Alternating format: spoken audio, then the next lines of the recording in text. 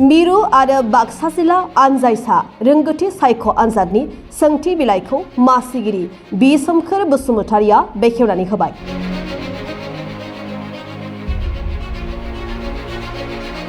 दिनै मिरु एबसुजों खुंजानाय मिरु रोंगौथि सायख' आनजादा आसामनि मोन 226 आनजाद मिरुफोराव खुंफुंजाबाय।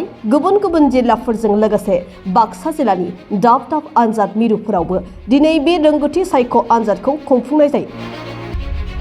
दिनै 10थि मिरु रोंगौथि सायख' आनजाद आरो 8थि बाक्सा जिल्ला आनजायसा रोंगौथि सायख' आनजादनि सोंथि बिलाइखौ हाबाफारि बायदि बेखेवनानै होयो मिरु रोंगौथि सायख' आनजादनि मासिगिरि बि सोमखोर बसुमतारिया।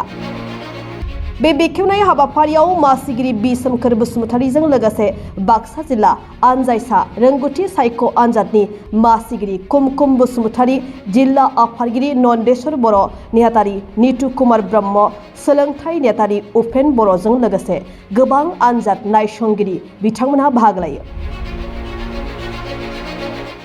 दिनैनि जा 14 डिसेम्बर मिरु दुलाराय बर' फरायसा आफादनि बानजायनायाव मिरु रोंगौथि सायख' आनजाद लोगोसे बाक्सा जिल्ला दुलाराय बर' फरायसा आफादनि बानजायनायाव आनजायसा रोंगौथि सायख' आनजाद बे आनजादा दिनै जागायबाय आरो बे आनजादनि दिनैनि बे गोथार सानाव बयनिसिमबो आङो बाक्सा जिल्ला दुलाराय बर' फरायसा आफादनि जानानै गाहाम हामलायनायखौ बावहरग्रोनाय जाबाय। दिनै जि नैबे talent search examination board central एबसुनि बानजायनायाव आरो बाक्सा जिल्ला दुलाराय बर' फरायसा आफादनि बानजायनायाव जुनियर टेलेन्ट सार्च एग्जामिनेशन बोर्डनि नैबे आनजादखौ मिरु रोंगौसा सायख' आनजादनि मासिगिरि मानाव गेदेर बि सोमखोर बसुमतारि मानगोनां बिथाङा बेखेवनानै होबाय आरो जोङो जोबोद गोजोननाय मोनदों बे आनजादखौ खुंनायनि गेजेरजों।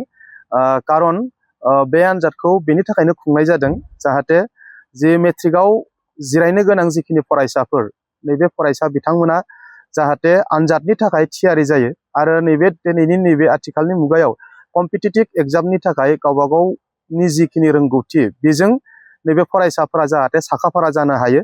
दा बेखौ नोजोर बोनानैनो दुलाराय बर' फरायसा आफादा नैबे आनजादखौ जोङो खुंनाय जादों। जोबोद गोजोननाय मोनदों।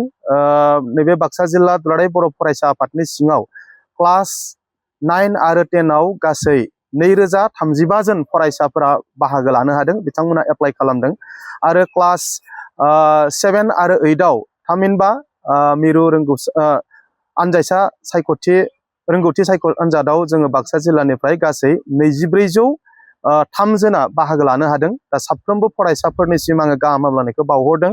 दा बिथांमोना गावबा गावनि टेलेन्टखौ खोन्थानायनि गेजेरजों जाहाथे बेवहाय जिखिनि बान्था दङ बे बान्थाखौ जाहाथे आवग्रिनो हायो आरो गावनि रोंगौथिजों बेबायदि फरायसाफोरानो फैबाय थानाय समाव साफा साफा सुबुं सम्पद जानानै दिनै गावबा गावनि केरियारखौ लांनायजों लोगोसे बर' हारिनिबो जाहाथे साफा साफा सुबुं सम्पद जानो हायो बेखौ जोङो नोजोर लाखिदों। आङो साफ्रोमखौबो खावलायदों खोब माने डिसिप्लिननि गेजेरजों जाहाथे फरायसा फरायसुलि बिथांमोना दिनैनि आनजादखौ जाहाथे लिरो, बेवहाय खुनु जाहाथे बेले बेजे सोमजिया आङो खावलायदों आरो गार्जेन बिथांमोनखौबो आङो साबायखर बावदों जे नैबे आथिखालनि मुगाखौ नोजोर होनानै गावबा गावनि फरायसाफोरखौ नैबे आनजादखौ लिरनो खाबु होनायनि थाखाय आरो जोंनि माखासे मानि फरायसालिनि गाहाय फोरोंगिरि, प्रिन्सिपाल आरो फोरोंगिरि बिथांमोनखौ आं साबायखर बावदों। बिथांमोनाबो नैबे सुबिदाखौ बानायना होनायनि थाखाय आसा खालामदो दिनैनि एग्जामा खोब मोजाङै मोजां जाफुंलांगोन आरो बेनि गेजेरजों जोङो सानसेब्लाबो बर' फरायसाफोरखौ इयुन समाव गावनि केरियारखौ साक्सेस खालामनायजों लोगोसे साफा साफा सुबुं सम्पदखौ नैबे आनजादनि गेजेरजोंबो जों सानसे समाव मोनगोन बेखौ जों आसा खालामनो हायो।